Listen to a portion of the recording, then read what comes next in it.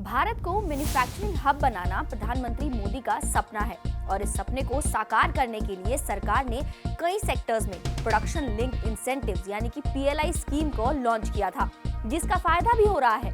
Corona के बाद कंपनियों ने चीन को छोड़कर भारत को अपना विकल्प बनाया है। ऐसा ही कुछ एप्पल ने भी किया। एप्पल ने आईफोन की मैन्युफैक्चरिंग यूनिट को चीन की बजाय भारत में करना शुरू कर दिया और इस वित्त वर्ष के शुरुआती 2 महीनों यानी कि अप्रैल मई के महीने में एप्पल ने भारत से करीब 20,000 करोड़ रुपए के आईफोन को एक्सपोर्ट किया है। एक्सपोर्ट का ये आंकड़ा सिर्फ 1 महीने में 10,000 करोड़ रुपए के आईफोन का है। अप्रैल में भी कंपनी ने भारत से करीब 10,000 करोड़ के आईफोन एक्सपोर्ट किए थे। वहीं मई में भारत से कुल स्मार्टफोन एक्सपोर्ट की बात करें तो देश से मई 2023 में करीब 12,000 करोड़ के स्मार्टफोन एक्सपोर्ट हुए हैं। यानी कि कुल स्मार्टफोन एक्सपोर्ट में एप्पल के निर्यात की संख्या करीब 80% है। इसके बाद सैमसंग और बाकी ब्रांड्स का नंबर आता है।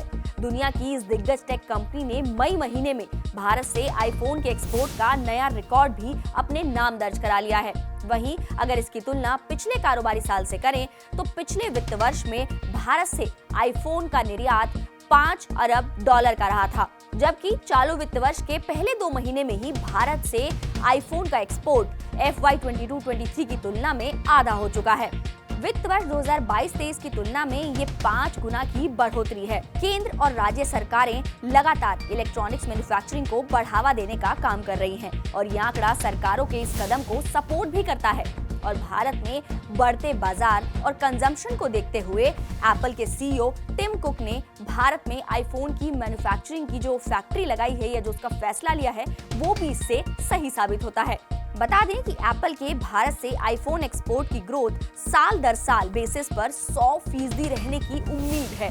Indian cellular and electronics association की एक रिपोर्ट के मुताबिक अगर इस साल के एक्सपोर्ट आंकड़ों को पिछले कारोबारी साल से कंपेयर करें तो उस लिहाज से FY 22-23 के शुरुआती 2 महीनों में भारत से एप्पल ने करीब 9,066 करोड़ रुपए के निर्यात किए थे आईफोन, जबकि इस कारोबारी साल के शुरुआती 2 महीनों में कंपनी का एक्सपोर्ट बढ़कर 20,000 करोड़ रुपए तक पहुंच गया और इसकी ग्रोथ आगे और बढ़ने की उम्मीद जताई जा रही है।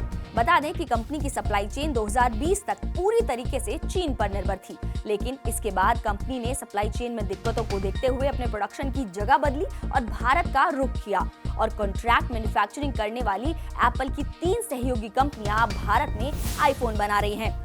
एप्पल ने हाल ही में भारत के दिल्ली और मुंबई में अपने पहले रिटेल स्टोर्स भी खोले थे, जिनकी ग्रोथ भी अच्छी होती दिखाई दे रही है और इसी ग्रोथ को देखते हुए अब एप्पल का इरादा है कि वो आने वाले समय में देश में यानी कि भारत में और अपने नए रिटेल स्टोर्स को खोले। इसके रिटेल स्टोर्स ने पहले ही महीने में जमकर सेल की और इसमें भी एक नया रिकॉर्ड अपने नाम बना लिया। तो आने वाले समय में एप्पल और कौन-कौन से रिकॉर्ड अपने नाम करता है ये तो आने वाला वक्त ही बताएगा।